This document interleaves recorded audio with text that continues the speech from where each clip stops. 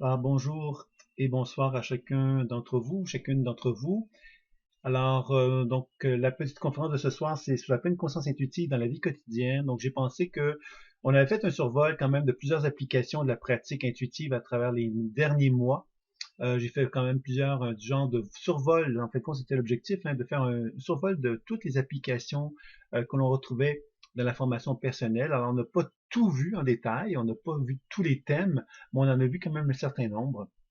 Et la pleine conscience intuitive dans la vie quotidienne fait partie justement, excusez-moi, des enseignements qui sont proposés dans le cadre de la formation, c'est-à-dire qu'à la fin de la formation personnelle et professionnelle, on a comme un genre de survol des diverses applications de la pratique.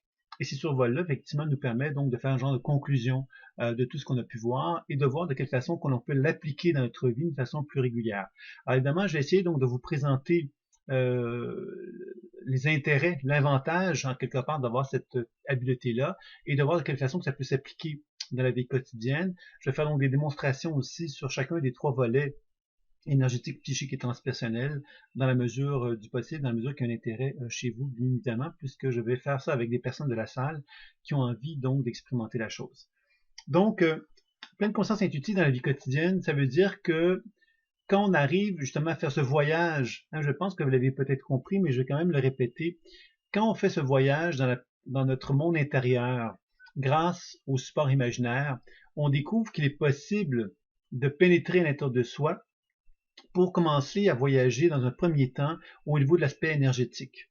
Alors, on avait vu que dans cet aspect énergétique-là, il y avait quelque part une forme de fluidité, une forme de mouvement qui pouvait être fluide et harmonieux, et que plus ce mouvement était fluide et harmonieux, plus on pouvait parler d'une forme de santé négantropique, c'est-à-dire une santé dans laquelle le corps ne vieillit pas, puisque l'énergie circule le plus harmonieusement possible à travers lui. Donc, il y a moins de friction, il y a moins d'obstacles. Le corps devient en quelque part optimal dans son capacité énergétique.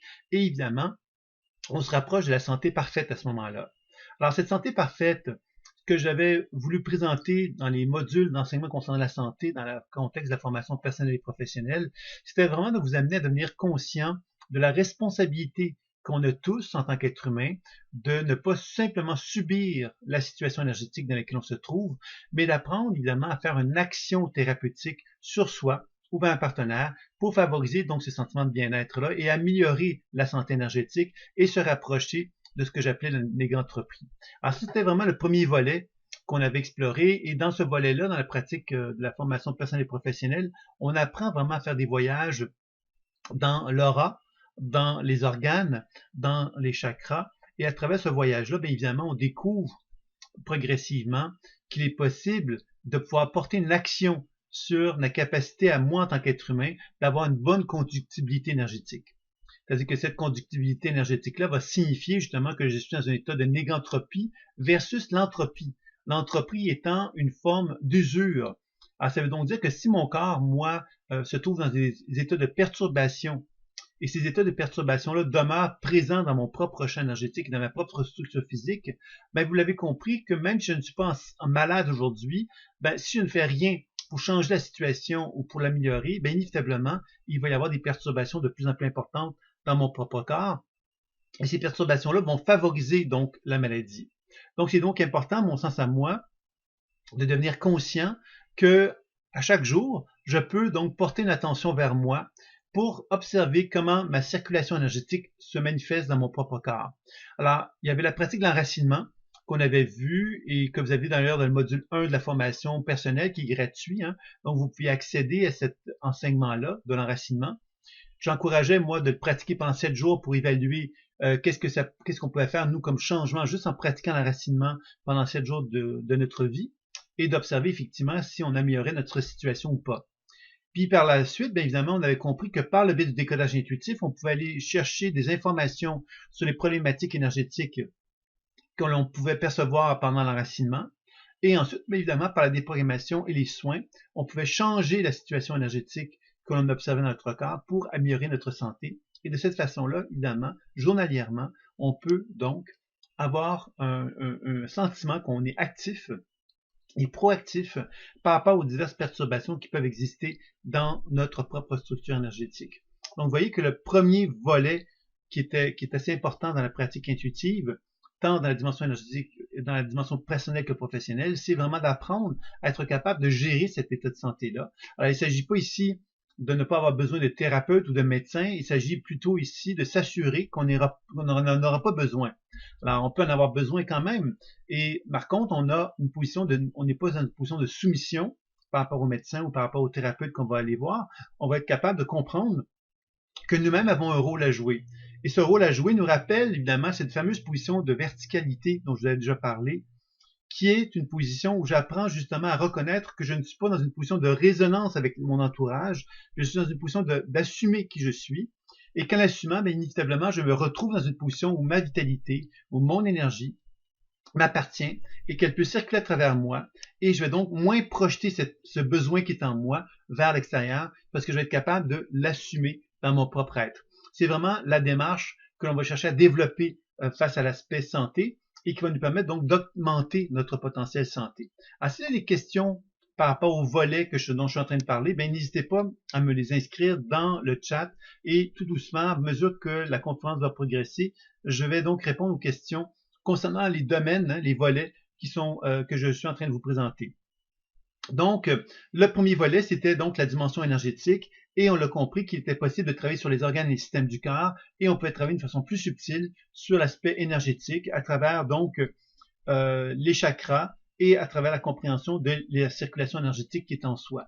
On doit comprendre ici que cette circulation énergétique-là est un reflet de ma capacité cellulaire d'être conductive, d'être capable d'absorber la lumière et de réémettre la lumière provenant du cosmos, dont le soleil nous manifeste entre autres un fort rayonnement. Alors, on comprend ici que quand on parle d'énergie vitale, pour moi, on parle aussi de physiologie, mais une physiologie évidemment qui est de plus en plus reconnue aujourd'hui par les connaissances qu'on retrouve dans la physique quantique, qui nous fait comprendre que la matière n'est pas simplement faite de physique, de matière physique, mais aussi d'une forme d'énergie plus subtile. Et évidemment, quand on commence à regarder la structure énergétique d'une personne, on va porter attention là-dessus.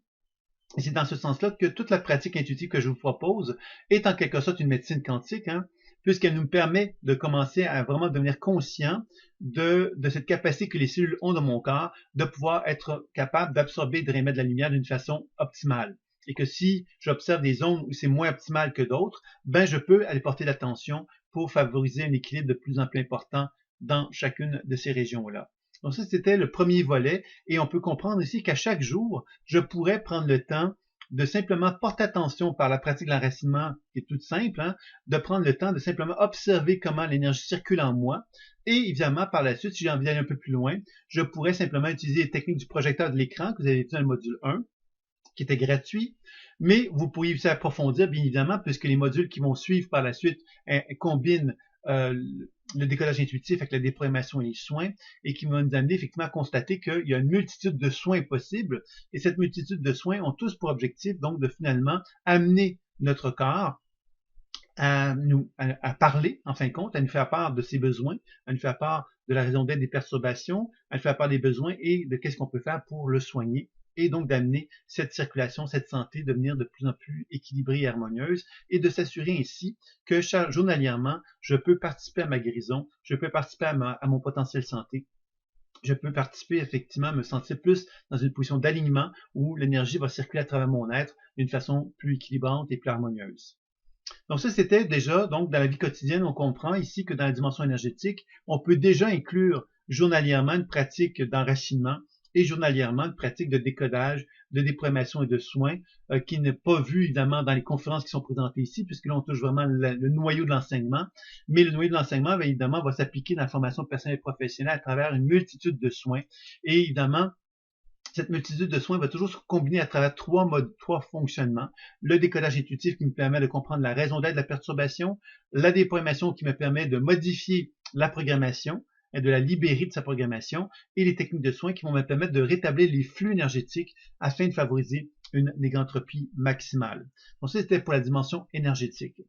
Ensuite, on a vu dans la pratique intuitive qu'il était possible de faire des voyages dans la mémoire, c'est-à-dire qu'on a compris que dans la circulation énergétique, dans l'énergie vitale qui anime notre être, quand l'énergie circule à travers mon corps, cette énergie vitale, elle devient quelque part colorée par ma nature émotionnelle, par ma nature psychologique. C'est-à-dire que l'énergie fluide et harmonieuse, pure et lumineuse que le soleil peut m'apporter ou que la Terre peut émettre à travers mon corps, mais ces énergies-là vont circuler à travers mon être et elles vont devenir colorées par la conscience mémorielle qui est en moi, c'est-à-dire par les expériences de vie que j'ai vécues. Alors, si j'ai vécu une expérience de victime, ben, cette expérience de victime va colorer l'énergie qui va circuler en moi et va faire que je vais devenir finalement victime et que cette énergie-là, qui était pure au départ, va devenir colorée par la nature émotionnelle qui est en moi. Donc, vous comprendrez ici que quand on commence à parler de la santé énergétique, on n'est jamais très loin de la santé psychologique, puisqu'on comprend que la santé énergétique, elle est modifiable par notre nature psychologique et émotionnelle. Et on pourrait presque dire que notre nature psychologique et émotionnelle aussi, évidemment, peut être modifiée ou influencée par une moins bonne circulation énergétique. Donc, on comprend ici que c'est vraiment très relié l'un et l'autre. On ne peut pas dissocier l'aspect santé énergétique qu'à l'aspect santé psychologique et émotionnelle. On doit vraiment reconnaître que les deux font partie d'une même réalité, sauf que ce sont des niveaux de conscience différents quand on les observe. C'est-à-dire que quand je regarde simplement l'aspect énergétique, je vais regarder le fonctionnement donc physiologique et énergétique de mon corps.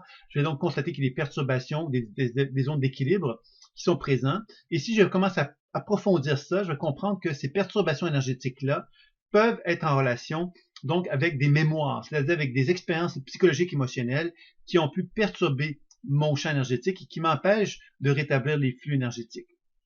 Donc, ça veut dire quoi? Ça veut donc dire que quand je commence à faire une exploration dans mon corps de ces perturbations énergétiques-là, je vais commencer à découvrir qu'il y a des mémoires qui animent cette circulation énergétique-là. Et ces mémoires-là peuvent être en relation avec mon histoire personnelle.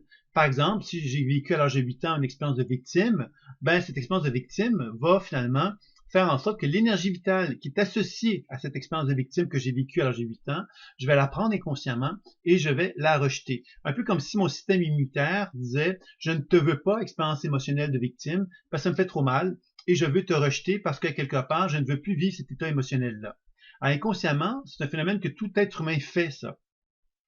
Et en faisant cela, qu'est-ce qu'on va créer? On va créer une forme d'attraction dans notre champ énergétique, c'est-à-dire qu'en rejetant cette énergie vitale qui est associée à une expérience émotionnelle douloureuse, ben, je vais activer dans mon propre champ énergétique une forme de phénomène d'attraction, un peu comme si je programmais mon champ énergétique qui m'amenait donc à dire, bon, je ne veux pas être victime, et parce que je ne veux pas être victime, que je le rejette, je programme dans mon champ énergétique une expérience de victime. C'est-à-dire que dans mon propre champ énergétique, ça va être écrit à quelque part, je suis victime.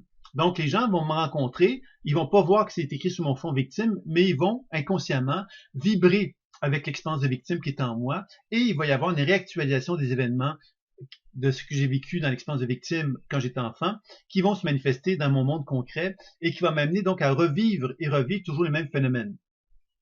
Donc, vous comprendrez ici que cette expérience de programmation que j'établis avec moi et mon entourage, ben, va m'amener effectivement à avoir l'impression de toujours revivre les mêmes choses. Un peu comme si on était toujours finalement prisonnier de la mémoire. Ce qui nous amène à parler souvent de cette notion de karma, hein, où on se dit, il me semble que je suis limité à être que cela. J'aimerais ça être autre chose, mais je ne suis pas capable de dépasser les limites que je suis. Ben, les limites que je suis, finalement, sont souvent en relation avec ces expériences émotionnelles dont je me suis dissocié et que je n'ai pas été capable de faire la paix avec. Alors, tout ça va finalement faire que je vais cultiver toujours les mêmes expériences, les mêmes souffrances, les mêmes douleurs et ne pas parvenir à trouver une voie d'équilibre. Alors ça, c'était vraiment donc un premier aspect de l'aspect psychologique, hein, qu'on comprend ici que d'une part, il y a l'aspect santé énergétique, on comprend également qu'il y a une santé psychologique et émotionnelle, et que cette santé psychologique et émotionnelle, tout au long de ma vie, sans m'en rendre compte, je vais me dissocier de diverses expériences émotionnelles et psychologiques, et qu'en m'en dissociant, je vais programmer mon propre champ énergétique à revivre et revivre toujours la même expérience. La beauté de la chose, c'est que si je me permets d'aller voir ces expériences-là douloureuses et de commencer à comprendre la raison d'être de chacune d'elles et de me donner l'autorisation de déprogrammer la souffrance qui est associée à cela et de pouvoir justement équilibrer la circulation énergétique associée à ces expériences émotionnelles-là, ben je vais favoriser donc une libération, un équilibre, et mon corps qui était programmé à une certaine expérience douloureuse ne le sera plus. C'est un peu comme si j'allais me réapproprier un pouvoir de changer ma vie.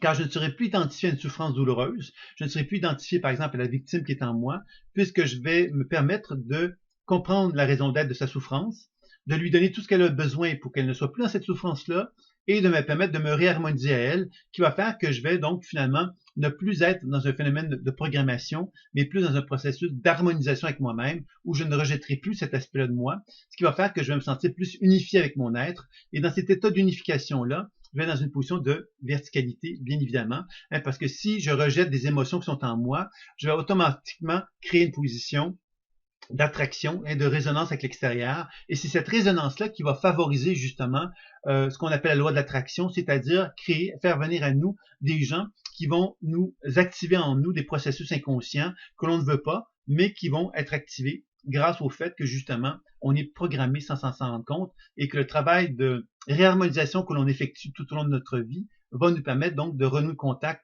avec une voie d'équilibre beaucoup plus intéressante et beaucoup plus harmonieuse.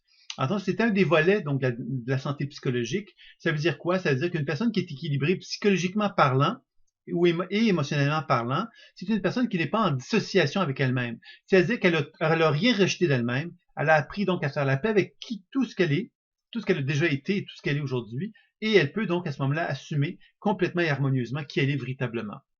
Donc ça aussi, c'est intéressant de se rappeler que dans la pratique intuitive, au niveau de notre histoire, de notre vie quotidienne, on peut très bien porter l'attention quotidiennement sur notre histoire personnelle pour apprendre justement à faire la paix avec les expériences émotionnelles avec lesquelles on est en dissociation et de pouvoir justement chercher à trouver une paix, une harmonie à l'intérieur de soi. Donc encore là, il y a quelque chose de fort intéressant dans l'application de ce que je propose, hein, puisqu'on peut donc travailler régulièrement à faire cette forme d'harmonisation avec soi-même pour favoriser donc une négantropie, encore une fois, mais psychologique et émotionnelle. C'est-à-dire que plus je suis unifié avec moi-même, moins il y a de flots, de désordre, de conflits émotifs ou mentaux qui se font, et plus évidemment la circulation énergétique va pouvoir circuler optimalement.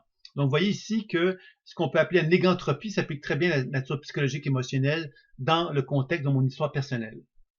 Maintenant, on a vu également que dans cette nature psychologique et émotionnelle, on pouvait également se rendre compte que moi, en tant qu'être humain, je peux raisonner avec des mémoires qui proviennent non pas de mon histoire personnelle, mais qui proviennent à quelque part de mes antécédents. Par exemple, dans mon histoire psychogénéalogique, c'est-à-dire de l'histoire de mes ancêtres. Et qu'en étant dans cette position-là, ben, je vais me retrouver dans une position, justement, où je vais donc raisonner avec la souffrance, supposons l'histoire de victime, je vais donc raisonner avec des mémoires de psychogénéalogie et de personnes d'ancêtres, comme mon arrière-grand-père, par exemple, et en travers cela, ben, je vais me retrouver dans une position où, sans le savoir, ce processus de résonance-là va activer en moi une programmation de victime, et cette programmation de victime, souvent, va être amplifiée par la résonance avec une mémoire psychogénéalogique, puisque cette mémoire psychogénéalogique-là, elle est elle-même chargée émotionnellement parlant d'une certaine tension, et cette tension-là va finalement résonner avec ma tension à moi, et elle va donc l'amplifier, ce qui veut donc dire finalement que je vais me retrouver dans une position de programmation encore plus profonde due au fait que je ne suis pas parvenu à me dégager, à me libérer de cette charge émotionnelle-là.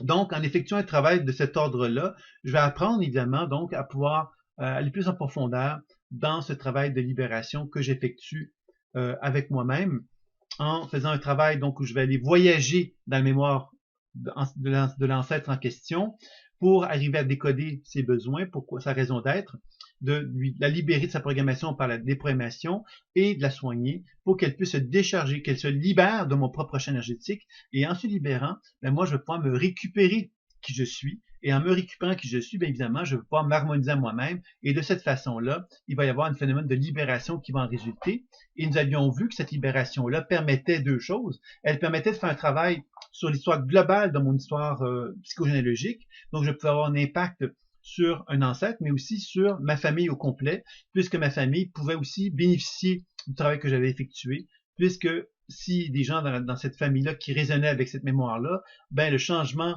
qui est effectué pourrait avoir une conséquence heureuse sur eux également.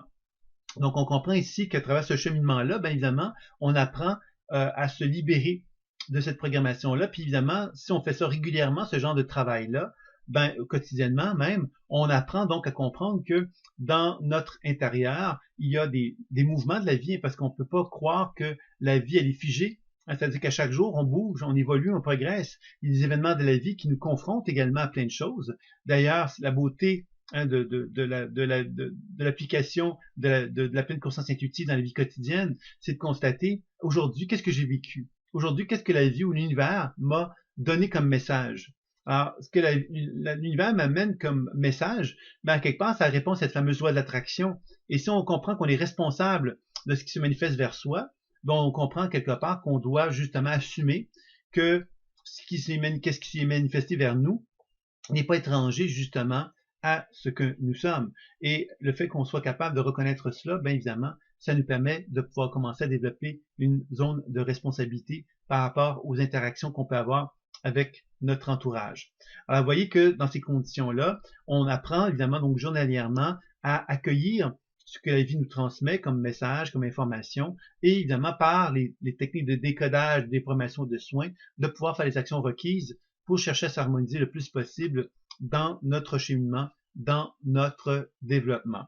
Alors ça, c'était donc pour l'aspect psychogénéalogique. Alors, comme je vous disais tout à l'heure, s'il y a des questions pendant qui viennent en vous par rapport à ça, ben, vous pouvez effectivement m'en faire part. Comment peut-on savoir si ce sont nos propres mémoires ou celles de nos ancêtres? Alors, dans la pratique intuitive, parce qu'évidemment, il y a plusieurs façons de répondre à ça, selon les approches qu'on va utiliser.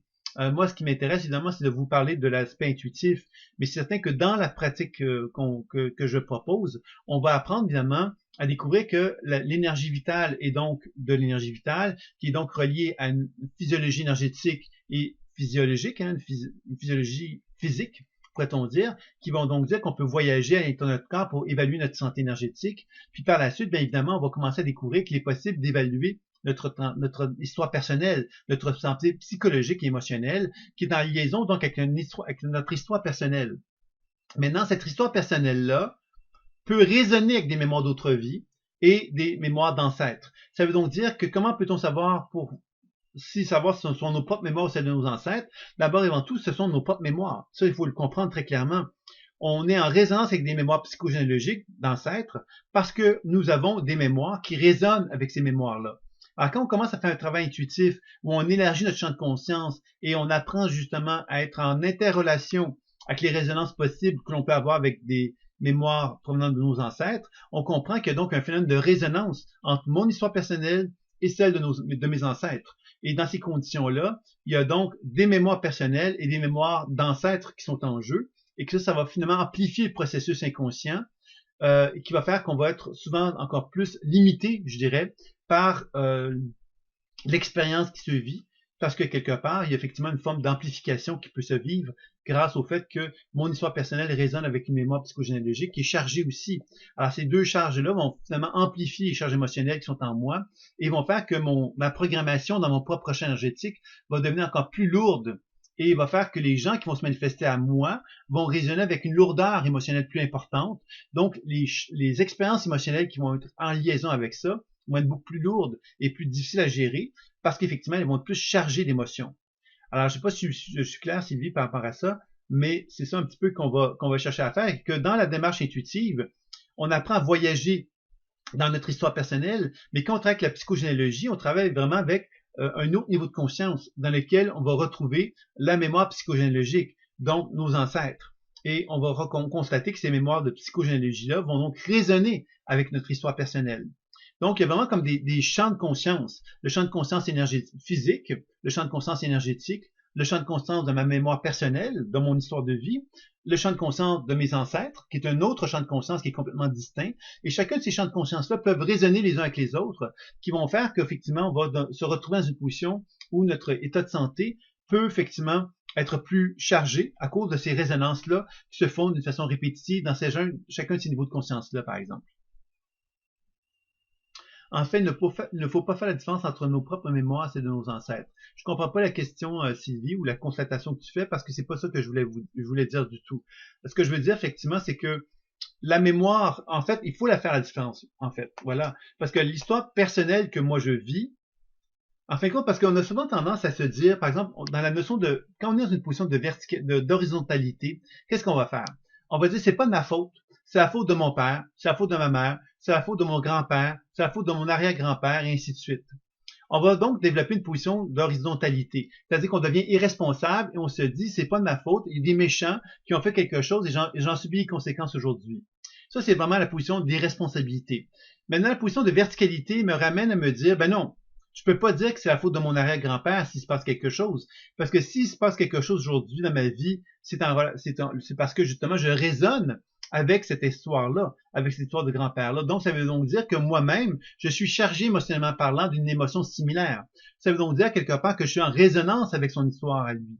Cette résonance-là veut donc dire que je suis dans une position de lien affectif et émotionnel avec cette mémoire-là. Donc, certainement faire la différence entre ma mémoire et celle de mes ancêtres, ça me rend responsable. Ça me met dans une position où j'apprends à reconnaître que j'ai des frontières en tant qu'être humain, et ces frontières-là m'amènent à me réunifier à moi-même, et que je me permets ainsi de me libérer de l'histoire personnelle, de mon histoire personnelle versus l'histoire de mes ancêtres. Je ne sais pas si c'est plus clair pour toi, Sylvie, maintenant. Pour me répondre progressivement, puisque je vais poursuivre donc le petit voyage que j'avais envie de vous proposer. Donc, après avoir vécu cette résonance avec la psychogénéalogie, donc avec mon histoire familiale, hein, en fin de compte, je comprends ici que cette histoire familiale-là, c'est un peu comme si elle existait d'une façon parallèle à mon histoire à moi. Alors moi, je suis dans un corps physique présentement, mais ce corps physique-là, d'une façon parallèle, il existe dans un niveau plus subtil un certain champ énergétique dans lequel les cellules de mon corps émettent de la lumière et absorbent de la lumière. C'est un peu l'état énergétique, l'état de santé qu'on peut aller chercher comme information à cet endroit-là. Parallèlement à ça, j'ai une réalité psychologique et émotionnelle dans laquelle j'ai des mémoires qui appartiennent à mon histoire personnelle que j'ai appris à me dissocier. Et parallèlement à ça, j'ai un univers d'ancêtres, de mémoire ancestrale, familiale, qui peuvent résonner avec mon histoire personnelle aussi et qui peuvent m'empêcher effectivement de pouvoir être progressé et évoluer. Alors, on comprend évidemment que tout le travail qu'on va apprendre à faire dans la pratique intuitive, c'est de voyager dans ces niveaux de conscience-là pour faire un état d'équilibre et d'harmonie afin qu'il y ait de plus en plus de lumière, de plus en plus d'unification et de moins en moins de résonance pour qu'on arrive justement à trouver un état d'équilibre et de paix et d'harmonie dans notre vie.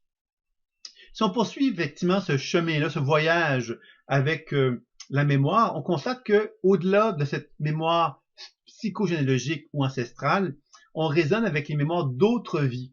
Alors, la mémoire d'autres vies, dans la pratique que je propose, ça signifie quoi? Ça signifie qu'il y a une autre réalité parallèle à celle que je viens de nommer. Et cette réalité parallèle, on retrouverait toute la mémoire de l'humanité entière dans cet univers-là. Ça veut dire quoi? Ça veut dire que moi, en tant qu'être humain, j'ai un certain champ énergétique, j'ai un certain information mémorielle dans mon histoire personnelle, j'ai une certaine résonance avec des mémoires familiales, et en plus de ça, je suis en résonance avec les mémoires d'autres vies, c'est-à-dire que depuis le début des temps, il y a des gens, par exemple, l'histoire humaine a vécu à plusieurs reprises l'expérience de victime. Donc, on comprend ici que moi, en tant qu'être humain, je peux raisonner avec une multitude de mémoires associées à la victimisation, et évidemment, ça va amplifier encore là mon champ énergétique de la même façon que quand je résonne avec des mémoires familiales. C'est-à-dire que moi, en tant qu'être humain, plus je résonne avec des mémoires provenant d'autres vies qui ont des charges émotionnelles qui vont être plus ou moins fortes, plus évidemment, ça va amplifier encore une fois mon champ énergétique et ça va me confronter à devoir vivre des relations avec mon entourage qui vont finalement être en résonance, non pas seulement avec mon expérience à moi, avec de victimes que j'ai vécues à l'âge de 8 ans, par exemple, mais aussi avec les résonances qui peuvent se vivre au niveau de mon histoire familiale et de mon histoire d'autres vies, avec les mémoires d'autres vies. Ce qui veut donc dire que tout ça va amplifier le processus et qui va faire qu'effectivement, je vais me dire, mais mon Dieu, je suis vraiment, je suis dépassé par ce qui se vit, parce qu'il me semble que l'expérience de victime que j'ai vécue à l'âge de 8 ans était pas si douloureuse que ça. Par contre, si cette expérience de victime de l'âge de 8 ans que j'ai vécue résonne avec une charge émotionnelle très intense de mon histoire familiale et de d'autres vies, mais ça veut donc dire quelque part que je suis en train de faire un travail de libération mémorielle qui n'implique pas seulement mon histoire personnelle, mais qui implique à quelque part globalement la vie, à quelque part de la mémoire de ma famille et la mémoire de l'humanité. Donc, le travail que je suis en train de faire est un travail d'épuration qui ne me concerne pas uniquement moi, mais qui concerne également l'histoire de ma famille et l'histoire de l'humanité tout entière. Donc, on comprend ici que les enjeux deviennent beaucoup plus larges et ça explique quelquefois qu'on puisse des fois avoir le sentiment d'être une victime. C'est-à-dire, la victime, c'est quoi? C'est la personne qui a l'impression, quelque part, qu'elle est vraiment, elle subit quelque chose qui la dépasse complètement.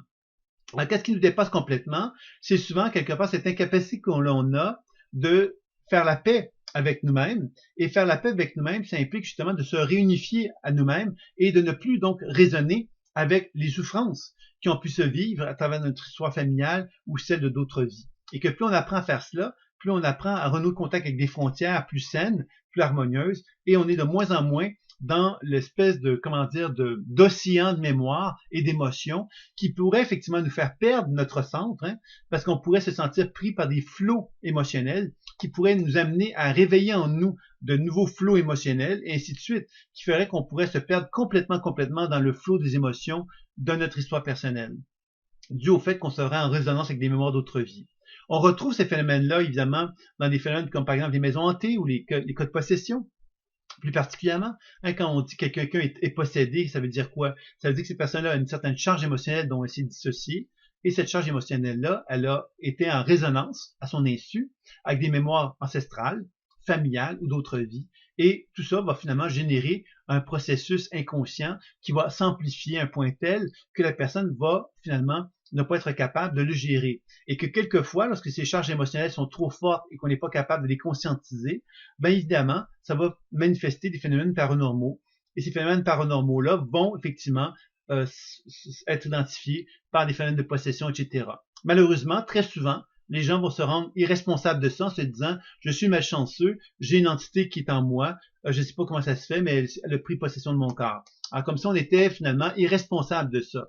Alors il faut bien comprendre ici que le processus intuitif nous enseigne évidemment que par le biais du décodage intuitif, de la déformation des soins, que l'on a toujours une résonance que l'on crée, et c'est cette résonance-là avec laquelle un travail s'effectue pour se réunifier à soi-même et ne plus donc être en résonance avec les mémoires provenant de nos ancêtres ou encore provenant d'autres vies. Alors, je ne sais pas si c'est plus clair pour vous concernant le thème de l'histoire émotionnelle que l'on retrouve donc dans le processus intuitif, c'est-à-dire qu'on comprend évidemment que plus j'élargis mon champ de conscience, plus je pars d'une histoire, de mon histoire personnelle pour constater que dans la résonance possible avec mon histoire personnelle, je touche les mémoires familiales, donc de mon clan familial, qui peut être très très large déjà en partant, et ensuite d'élargir à un niveau plus large avec les mémoires d'autres vies collectives depuis le début des temps.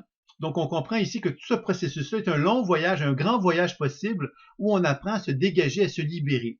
Le seul moyen pour nous d'arriver à dépasser ces résonances possibles, c'est d'être dans une position de verticalité et de ne plus être effectivement dans une position de résonance émotionnelle ou mentale avec l'histoire de l'humanité, l'histoire de notre famille ou notre histoire personnelle. C'est-à-dire qu'on apprend justement à faire la paix avec tout ça et à se dégager de plus en plus fortement.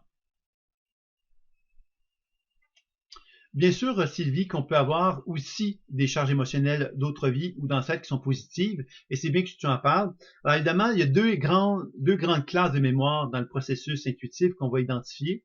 Il y a la mémoire limitative. La mémoire limitative, qu'est-ce que c'est? C'est une mémoire qui a vécu une souffrance. Par exemple, les mémoires de victimes. Supposons qu'à l'époque de la Rome antique, j'ai vécu une expérience, une mémoire qui a vécu une expérience de victime à cette époque-là. Mais cette expérience de victime-là, quelque part, elle va rester limitative, c'est-à-dire qu'elle va vivre la limitation de l'expérience de souffrance associée à la victime, tant et longtemps qu'elle ne sera pas capable de s'identifier à autre chose. Alors, si je suis très fermé sur ma souffrance, ben ça peut durer éternellement tout ça. Parce qu'il faut savoir que dans ces niveaux de conscience-là, il n'y a pas d'espace-temps. Donc, la mémoire de victime qui a vécu à l'âge de l'époque antique, ben elle vit sa souffrance comme si quelque part elle n'avait pas changé d'un iota, et le temps n'avait pas évolué ou quoi que ce soit. Donc ça, c'est une mémoire limitative. Ces mémoires limitatives-là sont très nombreuses dans l'inconscient collectif de ces mémoires d'autres vies-là, pour la simple raison que il y a énormément de souffrances émotionnelles sur Terre, et ces souffrances émotionnelles, qu'est-ce qui va arriver? C'est qu'elles vont nourrir ces mémoires limitatives-là. Et moi, je suis victime, donc je résonne avec des mémoires de victimes, donc je nourris ces mémoires de victimes-là, je leur donne l'opportunité de s'amplifier. Et comme moi, je ne fais pas un travail sur moi pour me dégager, me libérer, parce que je connais pas la méthode, bien évidemment, je me retrouve dans une position où, à quelque part, ce processus de nourrir la souffrance, de nourrir le passé et la souffrance, surtout la densité de souffrance des mémoires, vont se répéter éternellement, quelque part. Ce qui explique pourquoi, justement, en tant qu'être humain, il est difficile pour nous d'évoluer et progresser, puisqu'à quelque part, on est constamment coloré par cette souffrance, cette douleur humaine qui devient très lourde et qui nous empêche de pouvoir accéder à des niveaux de conscience supérieurs. Maintenant, quand on parle de mémoire d'autres vies ou d'ancêtres positives, en fin de compte, il faut simplement savoir que toute mémoire a un volet positif et un volet négatif. C'est-à-dire que la souffrance de cette mémoire qui a été vécue à la Rome antique de victime, ben quelque part, cette mémoire qui souffre de victime depuis la Rome antique, ben si je la déprogramme, si je lui donne ce dont elle a besoin pour effectivement accéder à des niveaux de conscience supérieurs, elle va me faire valoir justement que ce qui apparaissait être limité ou qui apparaissait comme négatif a un volet positif, c'est-à-dire que plus je la libère, cette mémoire-là, plus elle me montre ce qu'elle possédait comme potentiel qu'elle n'avait pas pu réaliser parce que justement, c'était identifié à la victime. Donc, on comprend ici que toute forme de mémoire, quelle qu'elle soit associée à mon histoire personnelle, qu'elle soit associée à des mémoires d'ancêtres ou qu'elle soit associée à des mémoires d'autres vies, a donc toujours un potentiel évolutif. Et que c'est ça, quelque part, qu'on va justement apprendre à faire dans la pratique intuitive, c'est d'observer que toute mémoire limitative a un volet positif et que plus on travaille justement sur ce volet positif-là, plus on permet à la mémoire de se rendre consciente du potentiel évolutif, et plus ce potentiel évolutif nous est reflété, plus il est facile pour nous de l'actualiser, de se réunifier à lui, puisqu'on voit bien quelque part que c'est pas une limitation qui est là, mais un potentiel évolutif qui nous fait avancer et progresser.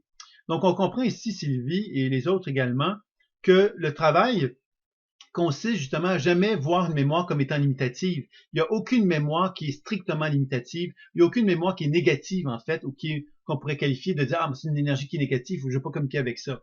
C'est là qu'on comprend effectivement que nous, en tant qu'être humain, ce qu'on fait, c'est qu'on va souvent faire des résonances avec l'extérieur, puis on va dire, cette personne, je ne veux plus lui parler parce qu'elle est négative.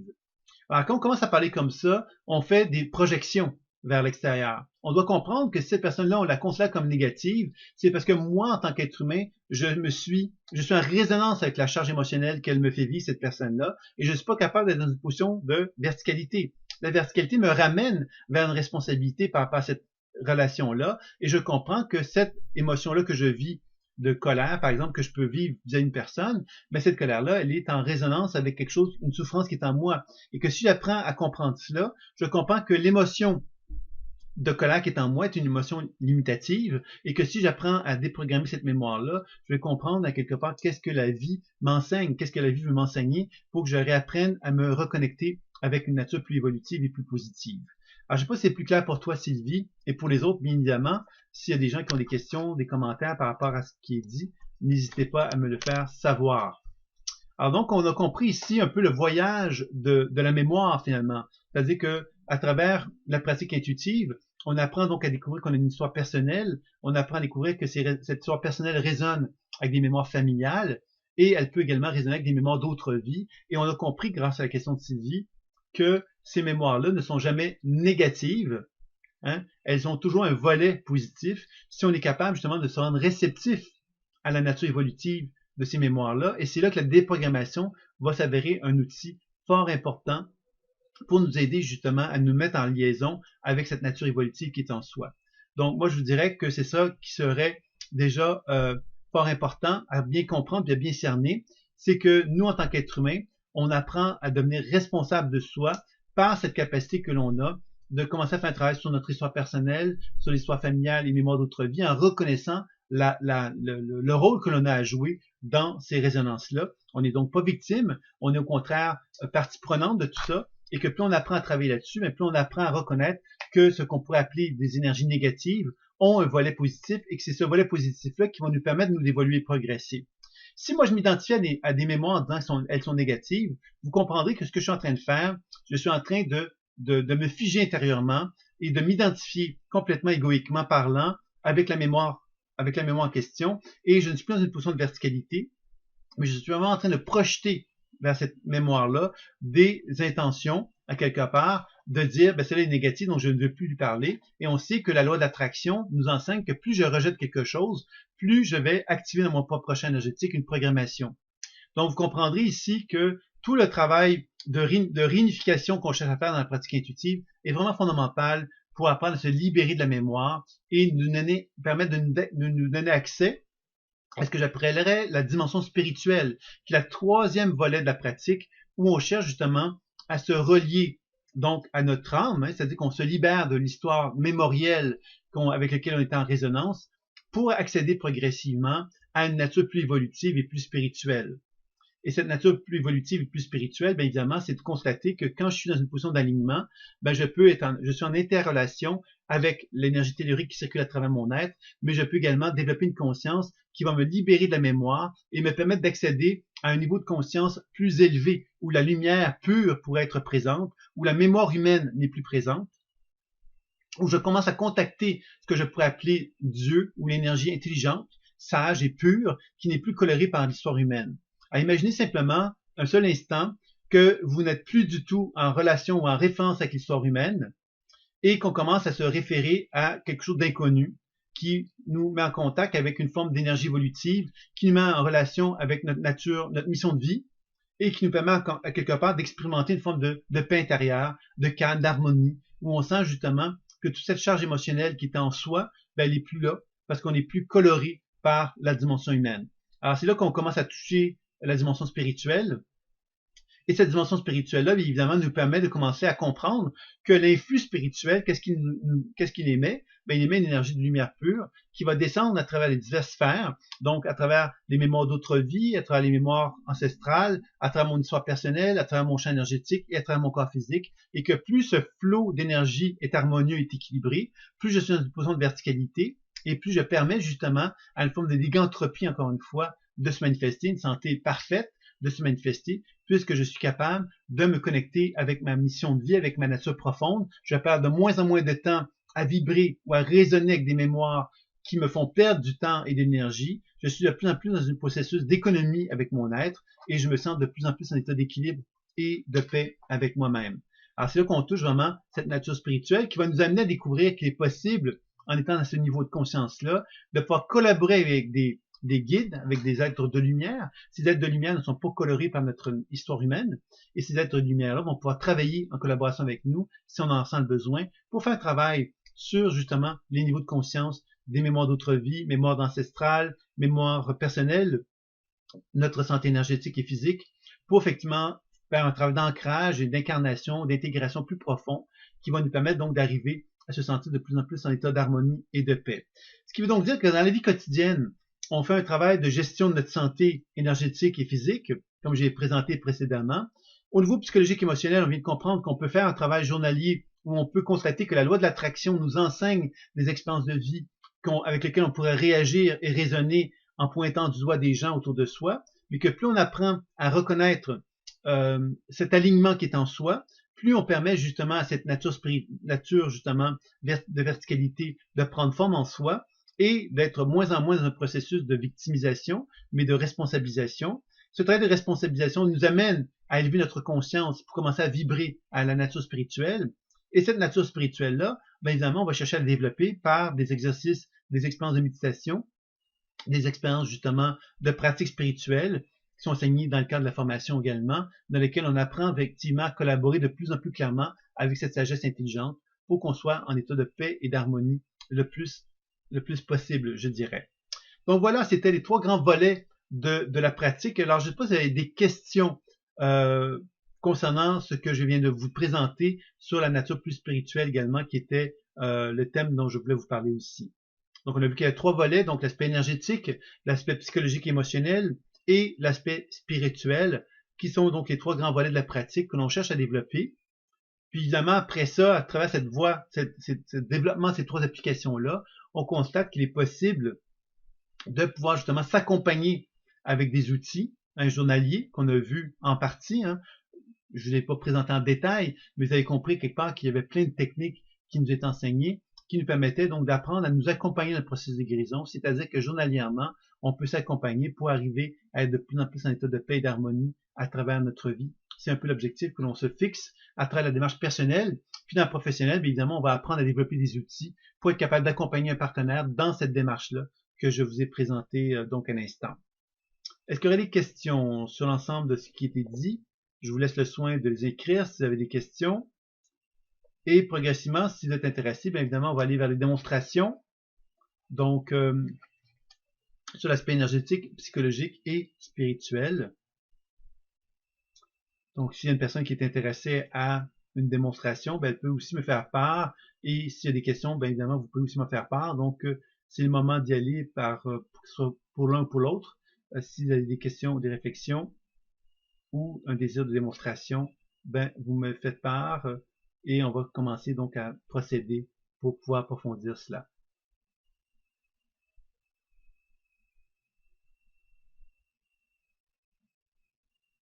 OK.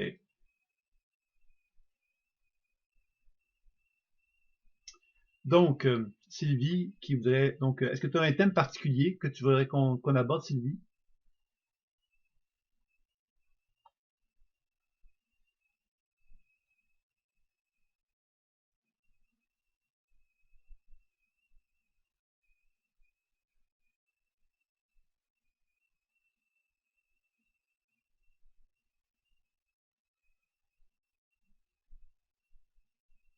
Donc, je crois qu'il n'y a pas de thème, d'après ce que je comprends, parce que, OK, la culpabilité. D'accord, Sylvie. OK.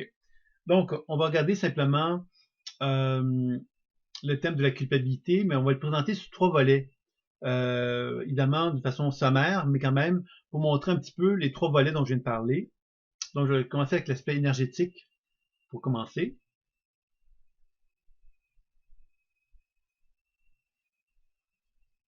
Alors toi, la culpabilité, comment je la sens chez toi, c'est au niveau de la région du cœur versus la tête, comme si ça crée une congestion énergétique que moi je pourrais qualifier de surcharge. Hein. Une surcharge, pour moi, ça veut dire quoi? Ça veut dire que le champ énergétique a atteint un certain niveau de fatigue qui fait que le champ énergétique est moins capable d'émettre, d'absorber la lumière. Donc, il y a vraiment comme une comment dire, un effondrement énergétique, pourrait-on dire, dans cette région-là.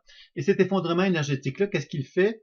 C'est qu'il nous amène justement à être constamment euh, dans un niveau énergétique plus faible dans cette région-là. Donc la concentration est moins bonne, on sent la tête plus lourde, on a moins en moins de capacité justement à aller de l'avant, parce qu'à quelque part, la vitalité qui nous permettrait d'aller de l'avant, elle est comme plus confuse, elle est plus difficile à manifester. Et évidemment, donc tout au niveau de la santé énergétique, bien évidemment, la circulation est moins fluide dans toute cette région-là, donc un aspect plus négatif, plus pessimiste, etc., qui peut en résulter. Je ne sais pas si tu me suis par rapport à ça, donc Sylvie. Donc, ce que je vais faire, c'est qu'on va essayer de rétablir ce mouvement-là très sommairement pour voir un petit peu comment ça va bouger, ce qui va nous permettre de constater qu'on constate dans un premier temps une perturbation énergétique. Cette perturbation énergétique-là nous informe de quelque chose qui pourrait être perçu comme étant négatif et que quand on commence à faire des actions pour rétablir le flow, bien évidemment, on va commencer à se rendre compte du potentiel évolutif qui est associé à cela. Alors, on va essayer de faire ça maintenant.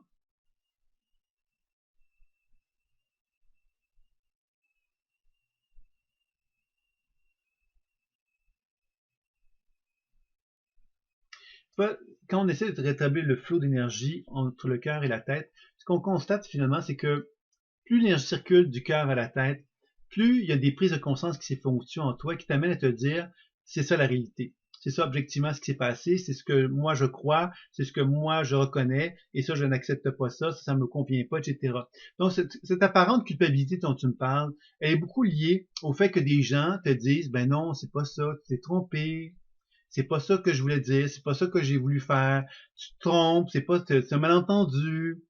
Alors à ce moment-là, qu'est-ce que ça crée? C'est que ça crée une situation de culpabilité. On se dit, ah ben oui, c'est vrai, pauvre, je suis donc méchante, j'ai pensé j'ai laissé croire que cette personne voulait faire telle chose, c'était pas le cas, je suis vraiment pas une bonne personne, je suis vraiment pas correct. Vous voyez, pour moi, la culpabilité, elle vient du fait, quelque part, que tu ne te fais pas assez confiance, Sylvie, et tu te laisses impressionner parce que les autres vont s'imposer à toi d'une certaine façon en t'affirmant eux ce que eux voient de la réalité. Et de cette façon-là, ben, toi, tu vas commencer à développer une genre d'incertitude. Et cette incertitude va faire que la circulation énergétique entre le cœur et la tête va se faire beaucoup moins harmonieusement. Un peu comme quelqu'un qui avait l'impression que elle n'a pas le droit de se faire confiance. Parce qu'à chaque fois qu'elle dit quelque chose ou qu'elle voit quelque chose, elle est dans l'erreur. Elle n'est pas dans la justesse. C'est les autres qui ont raison. Alors, tu vois, c'est ça un peu que je sens de ça dans un premier temps. Je sais pas comment tu vois ça, Sylvie.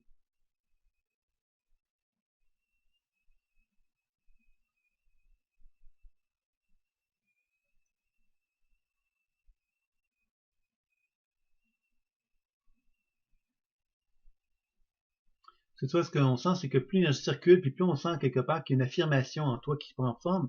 Et pour moi, le potentiel évolutif, c'est justement de développer une plus grande affirmation à ce niveau-là. C'est plutôt des actes envers des gens qui te sont proches que tu regrettes. Mais tu vois, moi, mon impression, quand même, ce que j'ai par rapport à ça, Sylvie, c'est que quand l'énergie circule mieux dans ton corps, c'est un peu comme s'il y avait une logique dans les gestes que tu avais posés. Ces gestes-là, quelque part que tu as posés, évidemment, tu peux les regretter, mais ça n'empêche pas qu'ils ont été peut-être faits avec une volonté d'être cohérente avec toi. Cohérente avec toi, je vais donner un exemple. Quelqu'un te pousse. Ben, quelque part, si on me pousse, ben, j'ai peut-être effectivement le droit de pousser l'autre personne. C'est peut-être pas l'action la plus intelligente à faire. On est d'accord. Mais, on me pousse, donc je pousse. C'est une réaction humaine. Cette réaction humaine-là, on pourrait se dire, bon, j'ai pas bien agi. Mais en même temps, on pourrait se rappeler en se disant, c'est vrai que j'ai pas bien agi, mais on me poussait. C'était pas une action qui était agréable non plus pour moi. Donc, j'ai réagi. Je regrette d'avoir agi ainsi, mais je pense à quelque part que les gens qui m'ont obligé de les pousser ont peut-être aussi à réfléchir sur le fait qu'ils m'ont poussé aussi. Hein, ça veut pas dire que je vais me rendre irresponsable de la situation, mais je vais comprendre à quelque part que j'ai une responsabilité commune avec d'autres gens. J'ai pas à porter le poids d'une culpabilité seule. Je sais pas si tu me comprends par rapport à ça, Sylvie. Parce que ça nous ramène à la frontière. La frontière, c'est de dire, OK, je peux être responsable de quelque chose, mais jusqu'où, à quelque part, je suis responsable et jusqu'où les autres le sont, tu vois? Et ça, je pense que c'est important, à quelque part, que tu comprennes bien cela parce que je sens que tu as beaucoup de confusion par rapport à tes frontières. Pour toi, c'est très facile de porter le blâme de ce qui se passe autour de toi, comme si c'était toi, finalement, qui étais responsable de ça. Et je me dis que ça serait dommage de rester sous ce mode de fonctionnement-là, puisque ça t'empêcherait de pouvoir renouer contact avec cette volonté que tu as de développer un équilibre plus important avec toi-même. Je sais pas comment tu reçois ça, Sylvie.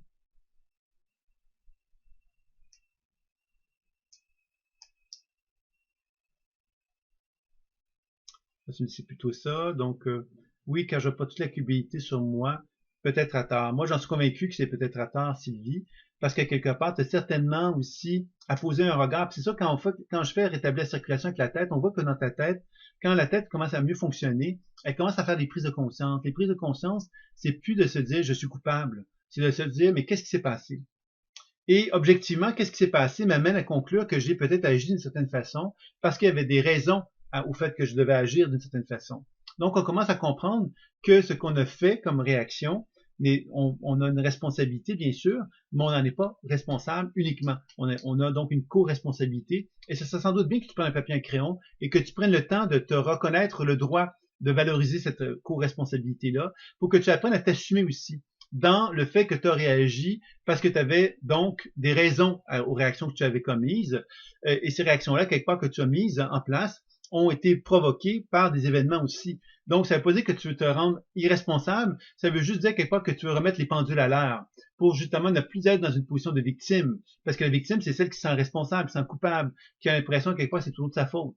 Et je pense que ça peut être un piège pour toi, Sylvie. Ça va?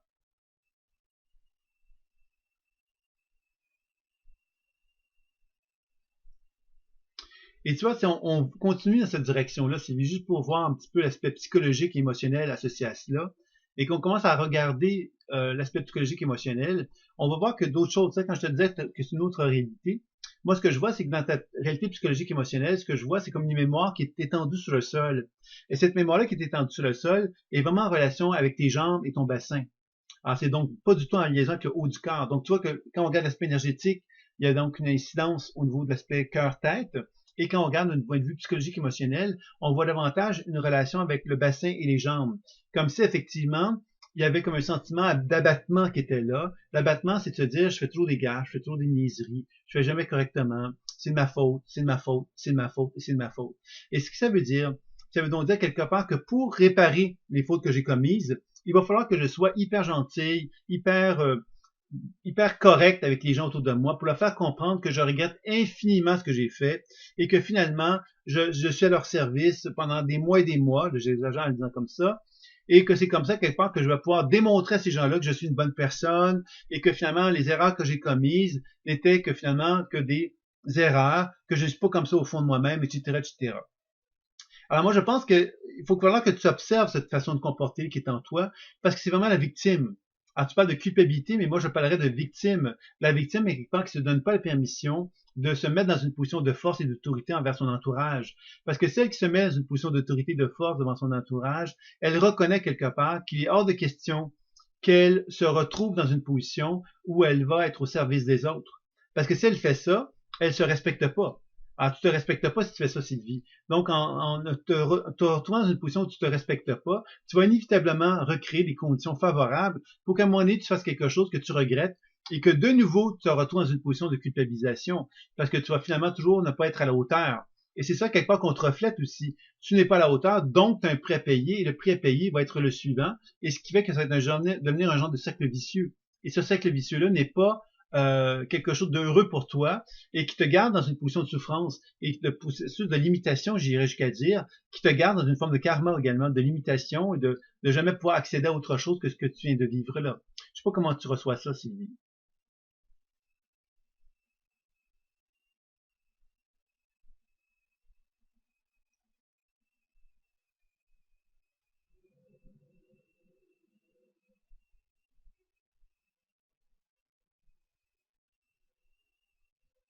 C'est un peu comme si on te mettait dans une position, parce que quand on cherche à déprogrammer cette mémoire de tristesse qui est associée à ton bassin et tes jambes, on voit bien quelque part qu'il y a quelque chose en toi qui veut exprimer, je ne veux plus à quelque part qu'on vienne me m'abuser de moi, tu vois.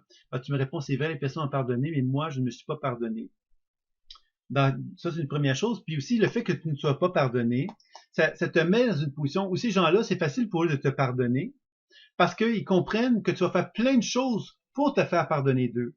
Et c'est pour ça que tu te sens pas, que toi, tu te pardonnes pas. Et c'est ça le piège dans lequel tu es.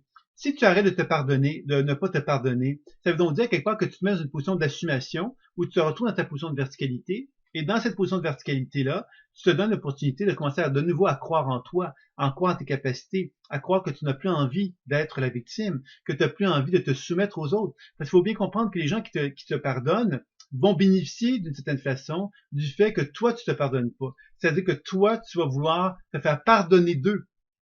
S'il te pardonne vraiment, il devrait te dire, écoute Sylvie, je ne veux pas que tu fasses plein de choses pour moi, je t'ai pardonné, on oublie ça, on va développer une relation plus saine et plus équilibrée dorénavant, puis voilà. Alors je pense que c'est là que tu dois comprendre Sylvie, que tu dois faire attention au fait que tu veuilles justement te faire pardonner, mais que les gens aussi autour de toi accueillent ça. Ils en bénéficient à quelque part. Et c'est là que toi, tu dois comprendre que pour assumer qui tu es, il va falloir que tu apprennes justement à ne pas donner autant aux autres. Et là, les autres vont peut-être pas toujours être contents de voir que tu vas pas autant leur donner, puis ils vont peut-être avoir tendance à vouloir te culpabiliser pour te rappeler que tu n'es pas correct.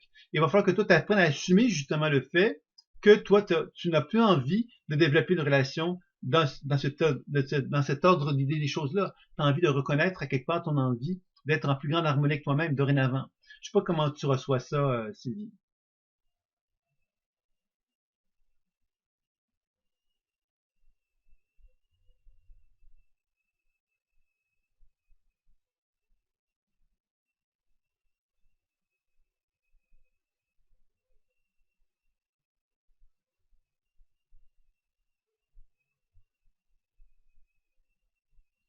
C'est surtout que je porte mes actes en moi, je n'arrive pas à tourner la page, et oui, je voudrais être en harmonie avec moi-même.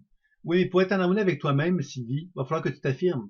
Et si tu veux t'affirmer, il va falloir justement que ces actes-là que tu as commis ne sont pas des actes dans lesquels tu étais une victime, dans lesquels tu as mal agi, en fait. Voilà. C'est pas que tu as mal agi, tu as agi à quelque part en accord avec une volonté que tu avais de te faire entendre et de respecter finalement. Mais là, le piège dans lequel tu es, c'est que comme tu n'arrives pas à tourner la page, ben c'est un peu comme si tu te disais, je refuse de tourner la page car j'ai mal agi. Mais c'est pas vrai. Tu n'as pas mal agi. Tu as agi en accord avec toi. Et en agissant en accord avec toi, tu apprends donc à dire à ton entourage, j'ai agi en accord avec moi, considérant ce qui s'est passé. Donc, je n'ai pas à me sentir mal. Et si je n'ai pas à me sentir mal, je n'ai pas donc à devoir faire plein de choses pour vous et pour me faire pardonner. J'ai pas à faire ça. Donc, j'ai à m'agir autrement. Si j'agis autrement, j'ai donc à assumer ma force, ma puissance, ma grandeur, à reconnaître que ce que j'ai fait était naturel, c'était nécessaire pour me protéger et trouver un équilibre plus grand avec moi-même. Donc, vous comprenez un peu ce que je veux dire par là, Sylvie.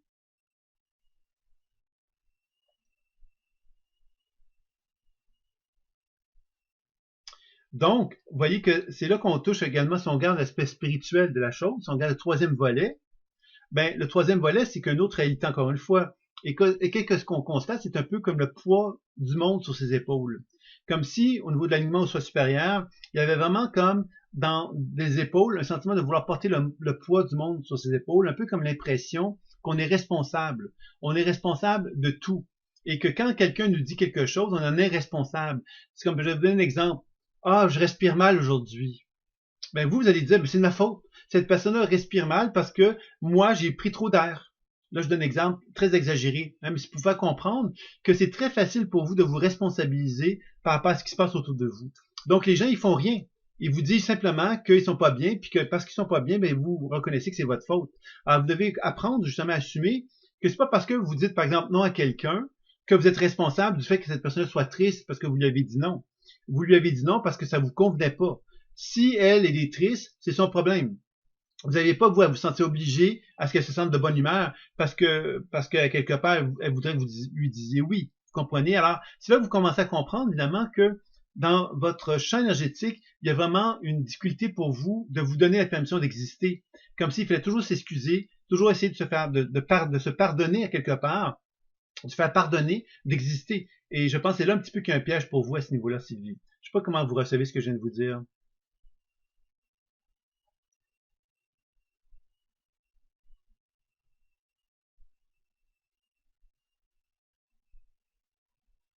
Et que lorsqu'on cherche à faire un alignement au niveau du soi supérieur de façon plus importante,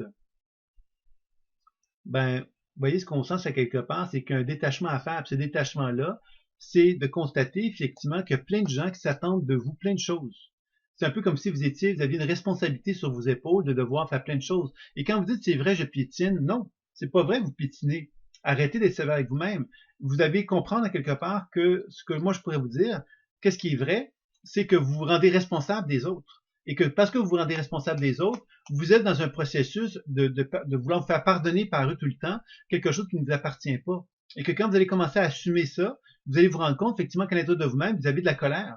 La colère, c'est qu'on ne vous respecte pas. On a tendance à vous demander trop.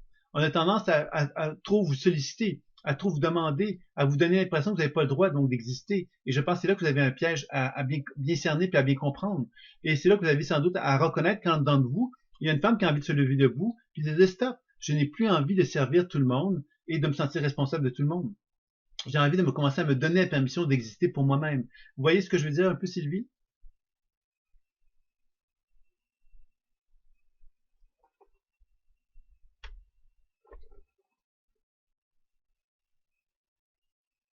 Donc, vous comprenez quelque part qu'on est parti donc de la culpabilité, puis se rendre compte que cette culpabilité-là, non seulement elle a un message à vous transmettre, le message c'est lève-toi. Vous voyez, le message de la culpabilité, c'est lève-toi puis arrête justement de te rendre responsable du monde entier. Ça veut dire quoi? Ça veut donc dire que pour apprendre à reconnaître vraiment quel est le message que votre corps a envie de vous manifester, vous avez à apprendre à ne plus être identifié à la culpabilité, mais commencer à vous rendre compte que derrière la culpabilité se cache une femme qui a énormément peur de s'assumer, énormément peur de prendre sa place, énormément peur de se donner la permission d'exister. Et c'est là, je pense que vous avez à apprendre vraiment à reconnaître cette réalité-là, je dirais. Qu'est-ce que vous en pensez, Sylvie?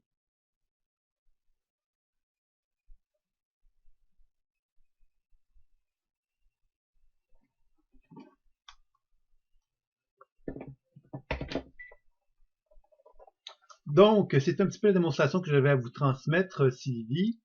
Si vous avez des questions avant de terminer, ce serait peut-être le moment. Alors, j'ai présenté très sommairement les trois volets, mais c'était pour vous montrer un petit peu comment ça fonctionnait et comment dans la pratique de la formation personnelle et professionnelle, ces trois volets-là sont des réalités qui vont nous permettre d'avoir un regard sur une problématique que l'on vit et de faire un travail donc différemment pour pouvoir justement faire le travail. Alors évidemment, on aurait pu aller voir une mémoire d'autre vie, mémoire ancestrale. Bon, c'est sûr que c'est plein de choses qu'on aurait pu aller voir, que j'ai peut-être pas fait pour tout de suite, mais on a quand même pris un bon temps, je trouve, pour faire parvenir à atteindre un niveau un nouvel horizon par rapport à vous. Je sais pas qu'est-ce que vous en pensez, Sylvie. Qu'est-ce que vous allez faire de ce que je viens de vous dire aujourd'hui?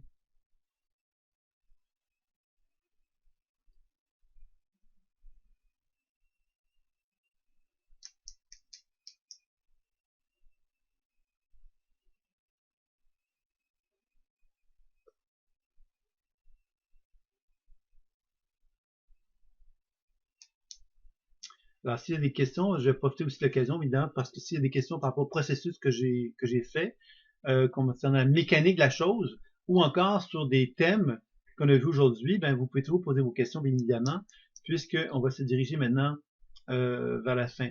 C'est sûr, Sylvie, qu'il faudra du temps dans le sens qu'il va falloir que vous appreniez justement à ne pas vous laisser manipuler par vous-même. Et ne plus se laisser manipuler par soi-même, c'est de comprendre à quelque part que derrière cette espèce de culpabilité que vous manifestez en vous se cache une femme qui a envie de prendre sa place et qui a envie à quelque part d'arrêter de se sentir constamment obligée à l'extérieur. Donc, je pense que c'est intéressant pour vous de vraiment commencer à prendre le temps d'écrire là-dessus et de rendre ça de plus en plus conscient que derrière cette forme de culpabilité se cache une femme qui veut s'affirmer et se libérer de son entourage. Donc, si je pense que vous commencez à devenir de plus en plus consciente de ça, ça va vous aider certainement à vous libérer, à vous dégager de tout cela. Ça va? Alors, je vais laisser soin de Sylvie de me répondre. Et alors, s'il y a des questions, des réflexions à me faire, ben, ce serait le moment aussi, puisqu'on va se diriger tout doucement vers la fin. À moins qu'il y ait d'autres personnes qui aient envie de manifester. On pourrait peut-être faire un autre exemple plus sommaire cette fois-ci. Sinon, ben, je vais simplement me diriger vers la fin. Donc, ceux qui auraient envie de se manifester, ben, ce serait le moment. Sinon, ben, on va simplement se diriger vers les propositions des deux formations, puisque vous savez que c'est le 8 décembre, donc dans 2 jours, que l'on va terminer les inscriptions pour les formations personnelles et professionnelles. Et je vous avais donc promis, j'avais donc annoncé également des promotions supplémentaires pour encourager les gens qui auraient envie de s'inscrire aux formations. Donc, je vais simplement prendre le temps de vous les rappeler simplement, très sommairement. Et s'il y a des questions, des commentaires, bien évidemment, vous pouvez me le faire savoir entre-temps, puisque je reviendrai avant de terminer la conférence. Donc, vous savez qu'il y a 2 nouveaux modules qui se sont ajoutés. Alors, donc, il y avait une proposition qui existait, qui était donc de 12 modules de formation personnelle. Pour la formation personnelle, 12 modules qui touchaient énormément de thèmes, on les avait vus. Il y avait l'aspect énergétique, psychologique, émotionnel, spirituel qui était vu à travers ça. Il y avait également l'accompagnement thérapeutique, comment s'accompagner, qui était vu, la communication authentique également. Alors, 2 modules qui sont ajoutés, c'est cerveau quantique et programmation. Ce nouveau module-là est très intéressant et très important à mes yeux à moi. Il s'est ajouté par la force des choses, hein, parce que j'ai comme compris à quelque part de son intérêt. C'est évidemment de comprendre de quelle façon qu'on peut apprendre à programmer. Alors, on a beaucoup parlé de déprogrammation, mais de quelle façon qu'on peut programmer notre cerveau pour atteindre des objectifs et actualiser notre potentiel évolutif. Alors, ça va être un peu ça, cet enseignement-là qui va vous être proposé dans l'enseignement du cerveau quantique et programmation. Et évidemment, décodage intuitif et harmonisation de soi et des lieux. Alors, cet enseignement-là va vous parler des outils, hein, donc de faire du décodage intuitif pour comprendre davantage la mémoire des lieux, la mémoire quelque part des objets également qui peut être présent. Donc ça va être une première chose. Donc les objets de décoration, par exemple d'une maison, comme on peut apprendre justement à constater qu'il y a des énergies qui peuvent être limitatives, pourrait-on dire, associées à des objets et à des lieux, à des espaces, à des maisons, et de quelle façon qu'on peut harmoniser ça par le travail de décodage intuitif, des programmations et de soins. Donc c'est un nouveau module qui quand même, je pense, va être fort intéressant.